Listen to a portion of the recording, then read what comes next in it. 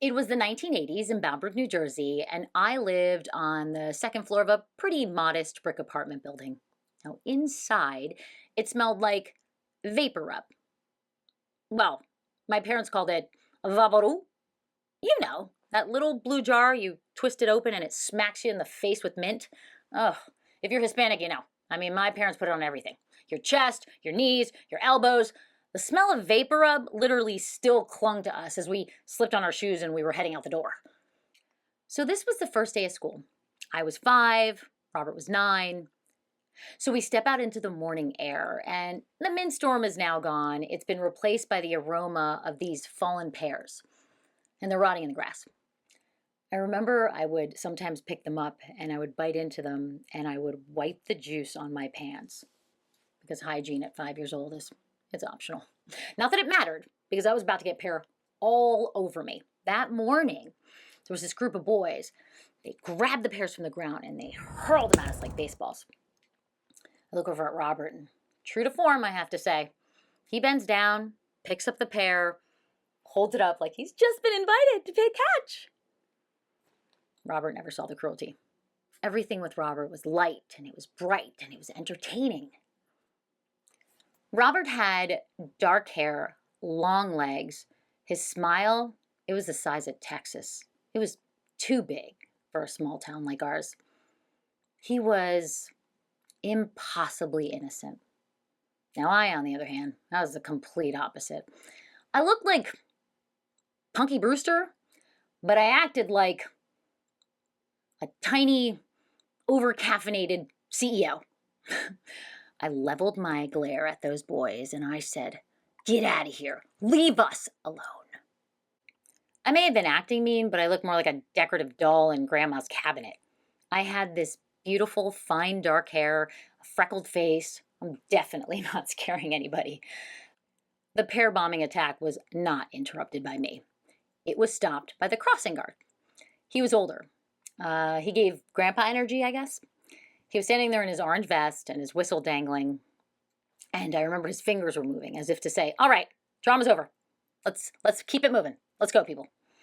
So we make it to the school, and Robert and I, we parted ways. And as I entered the kindergarten room, I was reminded that my mom had me wearing a pair of corduroy pants.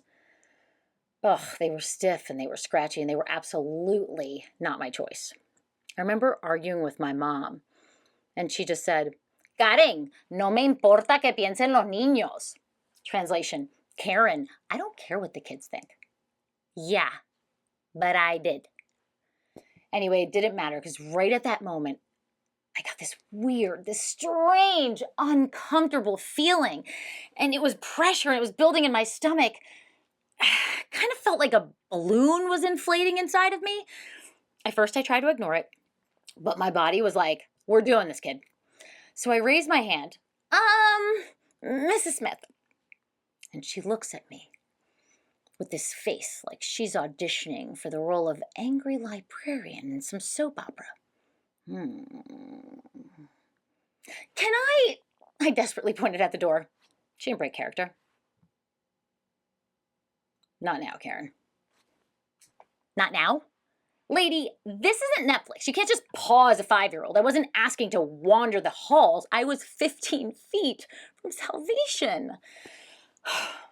So I bounce my legs like pogo sticks. I twist, I squirm, I do the hokey pokey. I mean, I tried everything.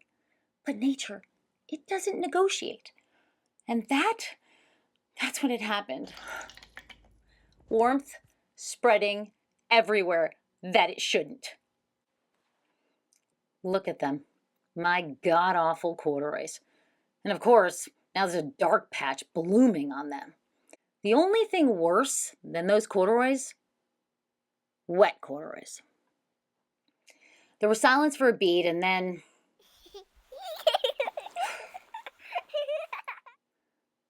on that day, I thought people were laughing at me, my accident, but now I realize they had no idea what I was carrying on that day. Because Robert wasn't just my older brother. In many ways, Robert was my little brother. He had an intellectual disability. At 9, his mind was more like a 3-year-old's. He also had a language disability. Most people couldn't understand him. They couldn't understand a single word he said, not even when he said his own name. But I could. I understood him perfectly. I became his interpreter and his protector.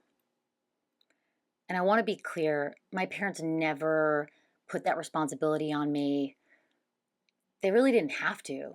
I mean, loving someone with that kind of innocence, it just naturally pulls you in. It was me. I wanted to help Robert. Except that morning, my body just, I couldn't keep up. And no, it wasn't Mrs. Smith's fault either. Let's be honest, we all miss storms that people are weathering on the inside. But then, once in a rare and sort of perfect moment, someone does see you through the clouds. On the way home, the crossing guard, he reaches into his pocket and he hands us 2 sticks of gum. One for me, one for Robert. God. I held it in my hand, and I felt for the first time that day that the world saw me. Not the accident, not the little bossy girl, but the little soldier inside those corduroys. From then on, he gave us gum every single day. And, it was just like a 25-cent gesture, but it made me feel like $1,000,000. Looking back, we are all carrying something very heavy inside of us that nobody else can see. And the most powerful thing that you can do for someone navigating life is to look past the symptom, the anger, the failure, the wet pants, and acknowledge the human being underneath. That's the moment that they realize they're no longer carrying that weight alone.